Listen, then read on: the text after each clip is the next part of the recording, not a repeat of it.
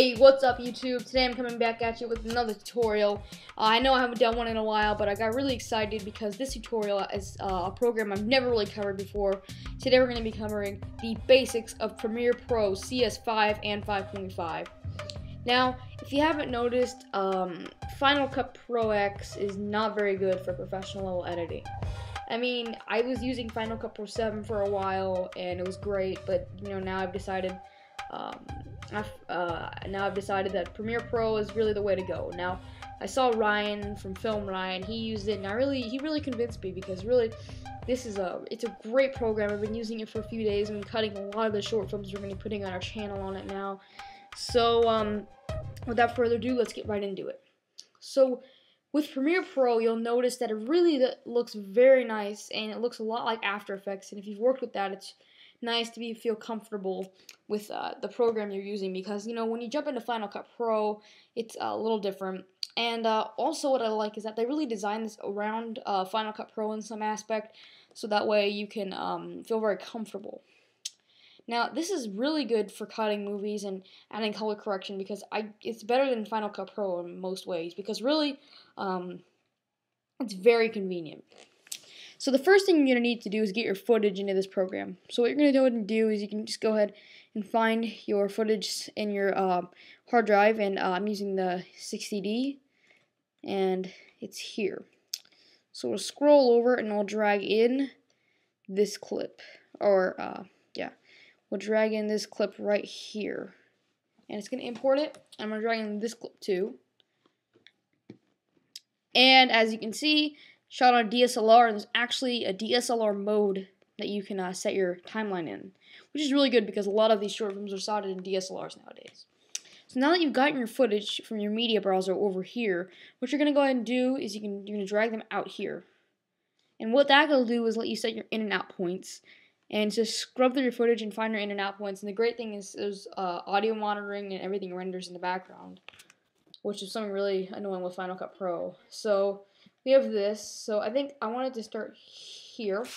So you hit I, and then we'll scrub forward and hit O, and then that'll lock your in and out points, and now you can just drag it down to the timeline. And we can go and zoom into our timeline by going to these little mountains down here and going right here.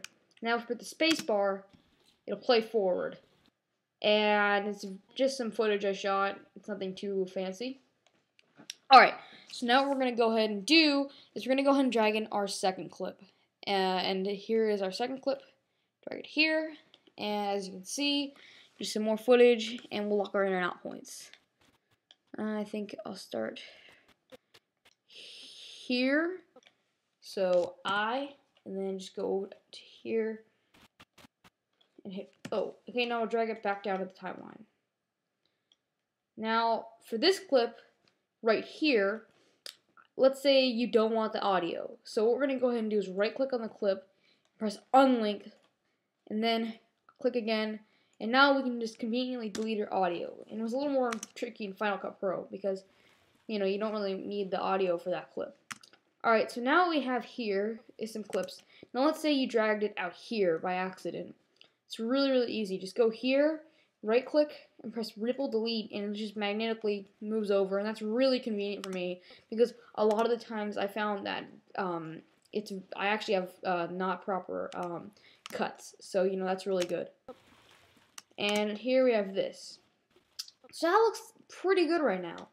And as I said, all the renderings in the background, and the thing with Final Cut Pro was it was really slow because it didn't really take advantage of the RAM. It only took, I think, advantage of 2 gig, and so this takes advantage of all of your RAM. I think 4 gig max, and that's really good. So yeah.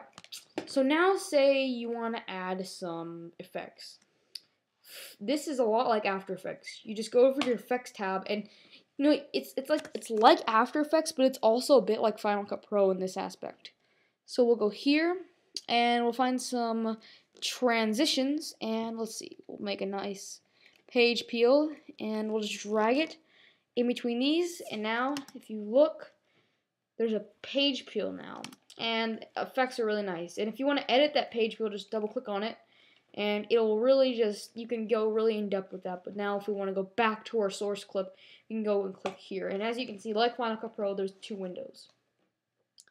And now what we can do is add some real effects, and let's just say we want to add, let's see, and all the effects that and plugins that you have for After Effects usually transfer over. There's Twixtor, let's see, Magic Bullet, it's all really good. So the main thing we're going to be using, just something really simple that we don't have to worry about. We'll go here and we'll color correct it.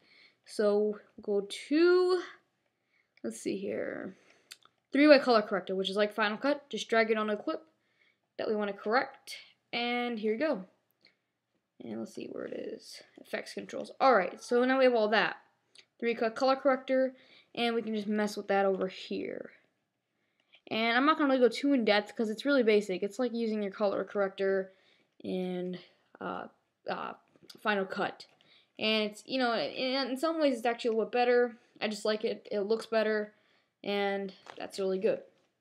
So now we're just going to be over some tricks and tips that get you to a better editing experience. So say if you want to zoom in on a clip, you can just use the middle mouse wheel, or, you know, I mean not zoom in, but I mean like, you know, scroll through the footage. You can use the middle mouse wheel instead of doing that.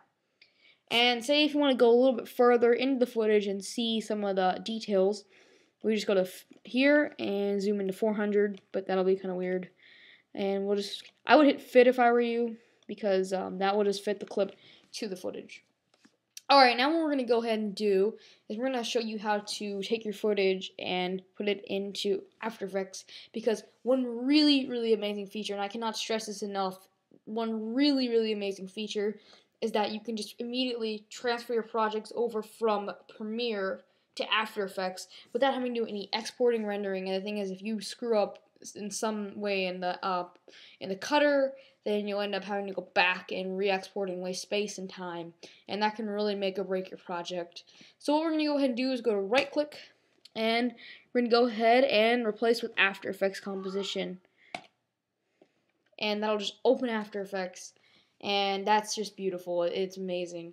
I mean, I cannot stress, I mean, this is kind of weird that I like it like that, but you know, it's really cool, and we'll just quit because we don't really need it.